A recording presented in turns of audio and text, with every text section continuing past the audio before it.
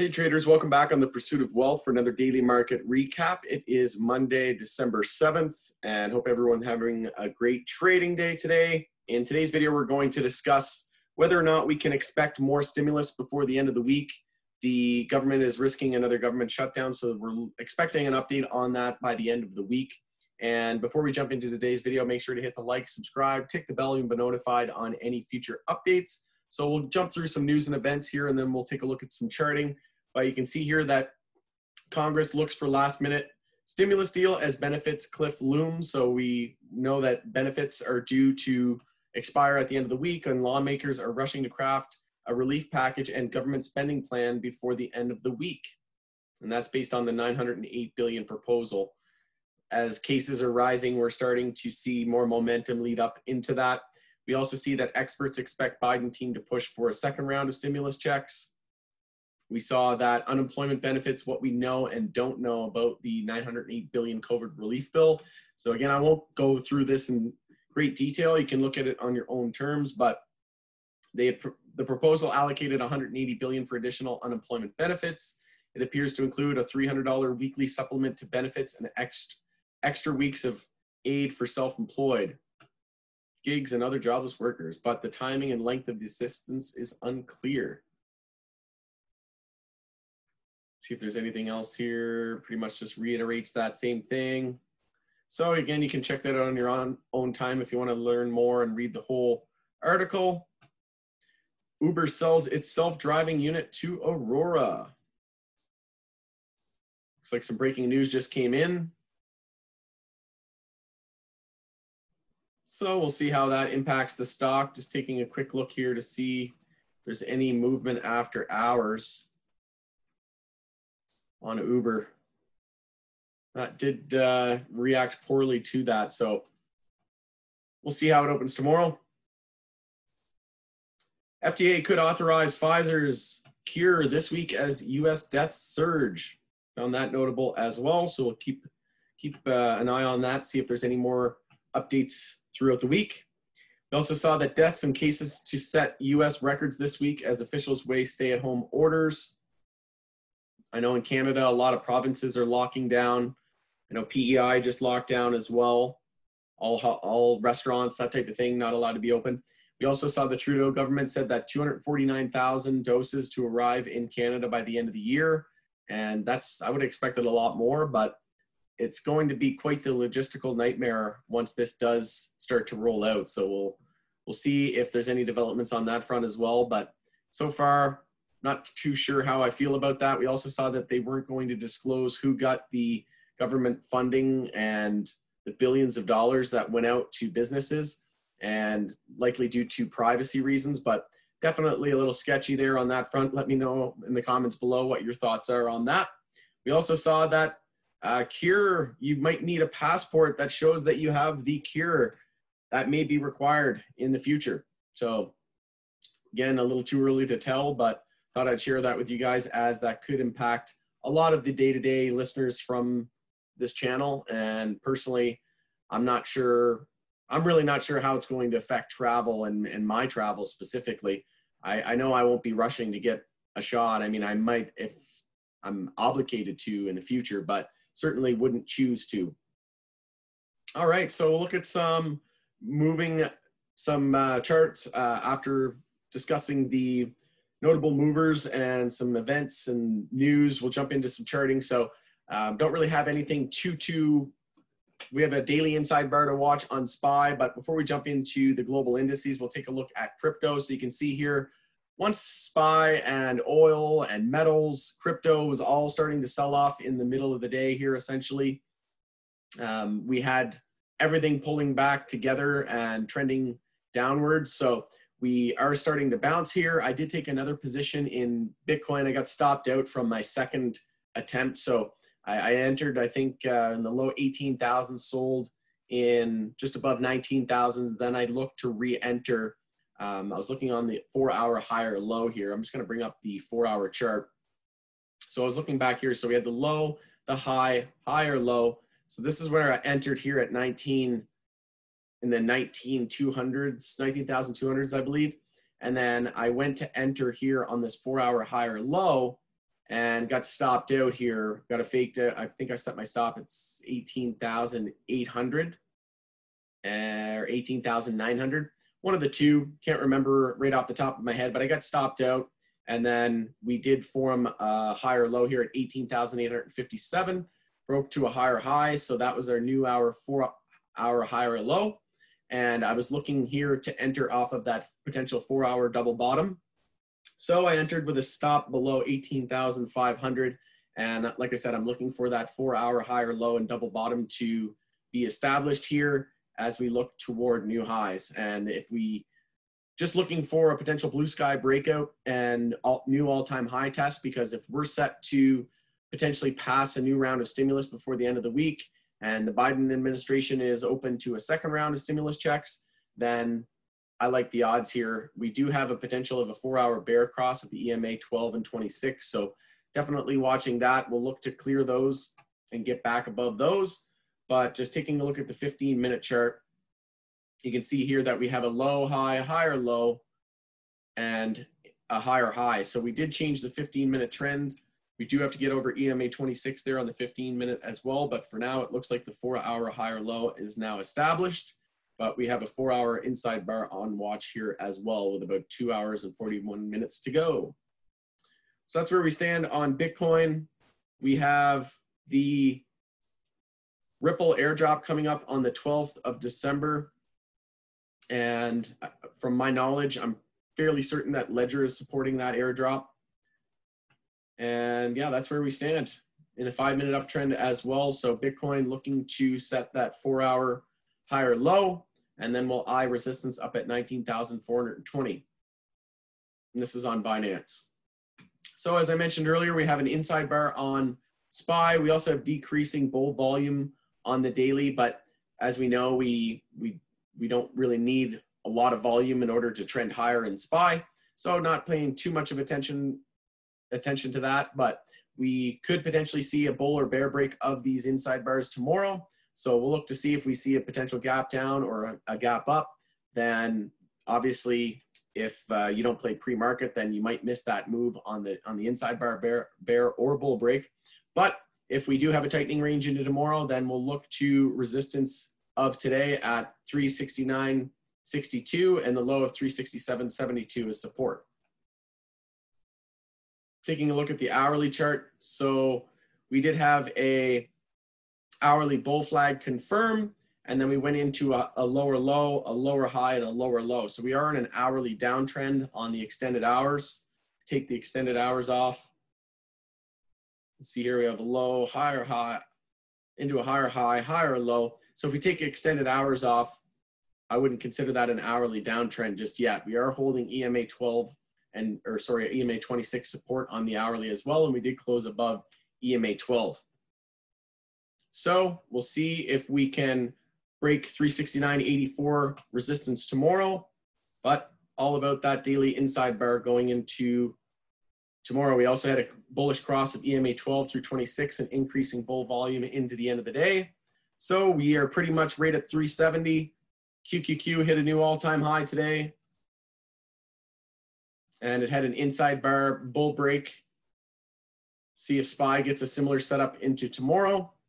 And we also have declining bull volume here as well. And we are approaching daily overbought territory on QQQ. So that's where we stand. Taking a look at the dollars, the dollar looking to get its daily oversold bounce underway. As you can see, we broke that daily inside bar that I mentioned on my previous video, bullish. And then we were looking to EMA 12 as the potential resistance point.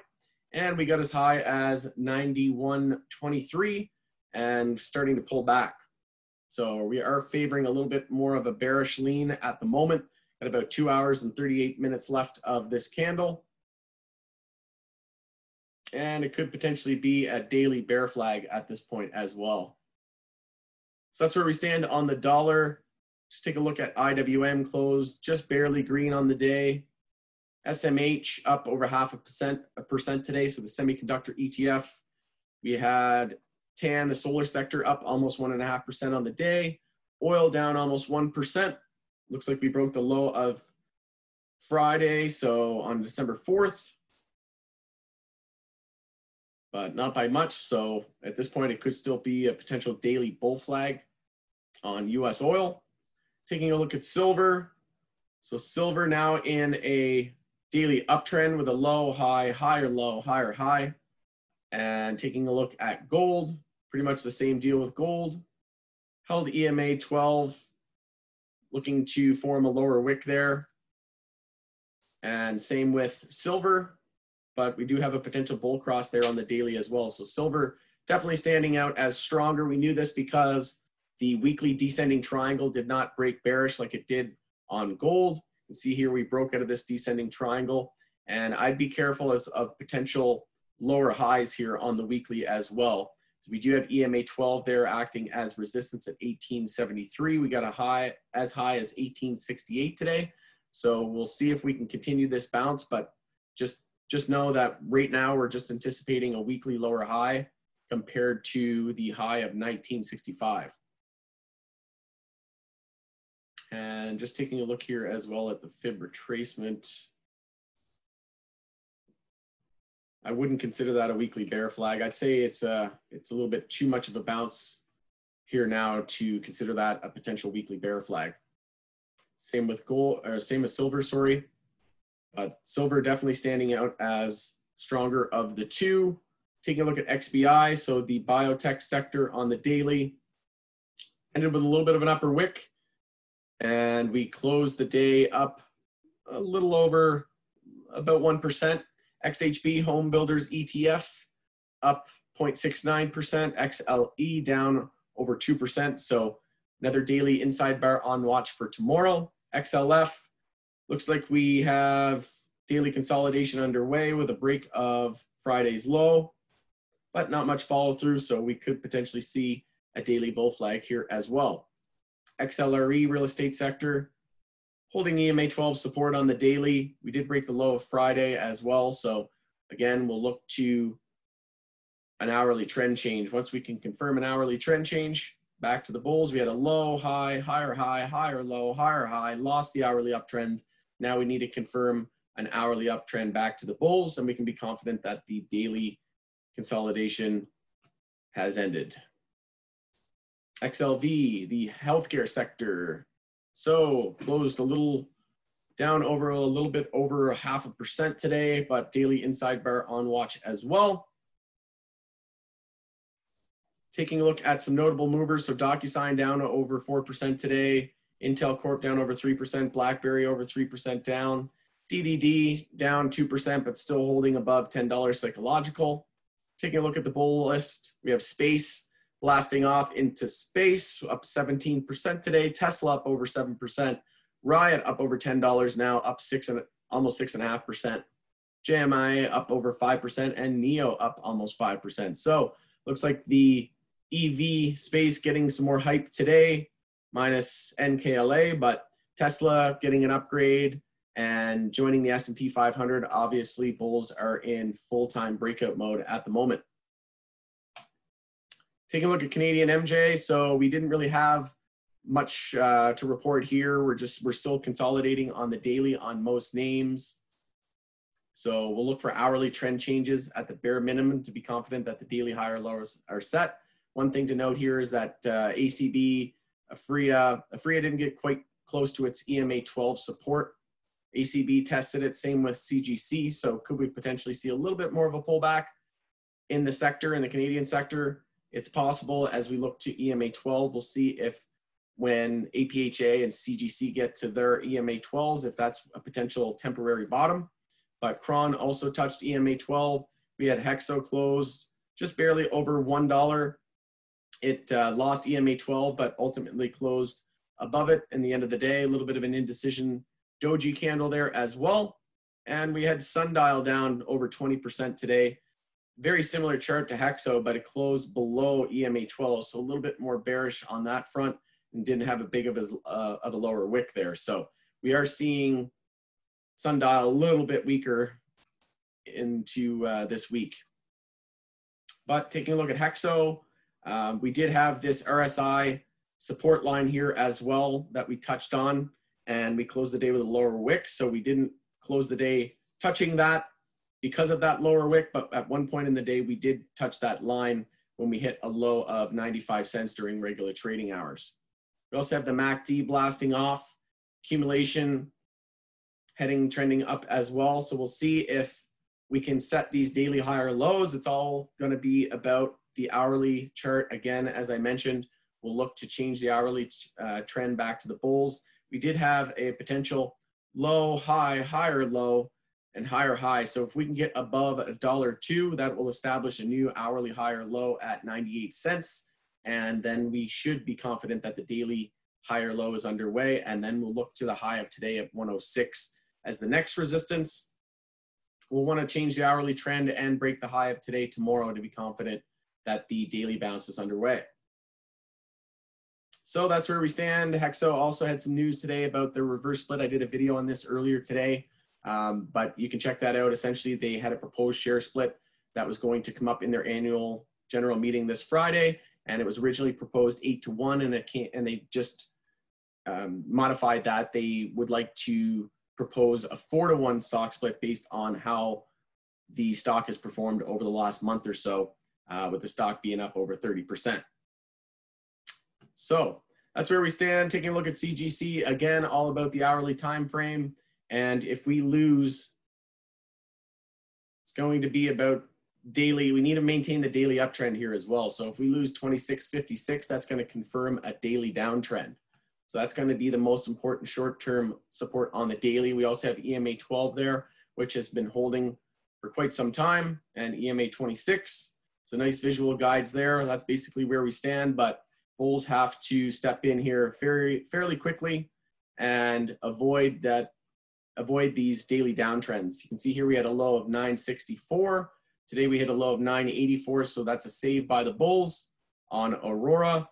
And like I said, we almost confirmed a daily downtrend there, but bulls stepped in at the end of the day and avoided that downtrend. So that's pretty much where we stand. Just seeing if there's anything else notable. PCLO was the main leader on my board today, up over 4%. Then Valens up over 2%. So congrats to the bulls there. Taking a look at TrueLeave. So TrueLeave down a little bit here into the end of the day. And on the daily, you can see that we are still looking for that daily higher low as well. We also have EMA 12. So just like CGC, just like Afria. So Canopy Growth doing the same thing. TrueLeave, Afria doing the same thing. We'll see if EMA 12 can act as a temporary bottom, or if we need to touch down on EMA 26 going into tomorrow. Ian down over 16% today. MJNA up over 10% today. So those are some of the leaders from the bull and bear list. Cureleaf down almost 3%. CL Cresco down over 6%. So clearly a consolidation day in the cannabis sector as a whole, and no real winners or losers from the Canadian versus the American. It seems to be a broad sell-off across both sectors. So that's likely just due to the potential hype wearing off from the legalization. We'll see if there's any update on potential laws and regulations changing into the end of the year and into next year. We'll see if there's any update on the Senate once they get the bill from the House. Once that gets passed on, it's supposed to be dead on arrival, but we'll see if there's any update there. And we also have the Senate elections coming up on the 5th of January, which could potentially bode well. If the Democrats win those seats, they could potentially take a majority in the Senate. And if that were to happen, that would be very, very bullish in the short to medium term for the MJ sector, and definitely bullish for the long term, as we could potentially see MJ legalized at the federal level in the United States sometime within the next 4 years. So that's pretty much where we stand. Don't really have anything else for you guys in the video today. We'll continue to monitor any stimulus updates, and we also have the initial jobless claims coming out on Thursday. That's going to continue to be an important number to watch, as that has been trending down. And again, we could potentially see MJ being legalized as another catalyst to create jobs. That's, again, what I'm expecting. Not holding my breath, but certainly increases the odds that that's going to pass any legislation in due time. So with that, thanks again for joining us on The Pursuit of Wealth for another daily market recap, and we'll see you tomorrow after market close.